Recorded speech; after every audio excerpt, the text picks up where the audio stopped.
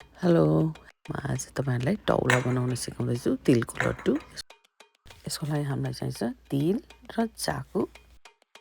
एउटा ससप्यानमा तिल रोस्ट गर्ने। ससप्यानमा 1 कप पानी हालेर त्यसमा चप गरेको चाकु हालेर चलाइराख्ने। यो चाकु सबै मेल्ट भइसकेपछि तपाईले यसलाई छान्नुपर्छ किनभने यसमा फोर आउन सक्छ। युजुअली ट्रेडिसनल चाकुहरुमा यसो परालको टुक्राहरू देखिन्छ, त्यही भएर छान्दै राम्रो हुन्छ।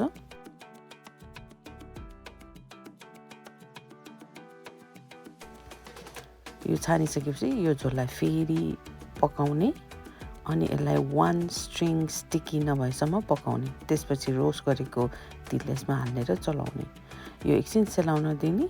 अलिकति सेलाएपछि यसलाई हातमा घिउ अथवा तेल हालेर ग्रिस गरेर तिलको लड्डु बनाउन सुरु गर्ने।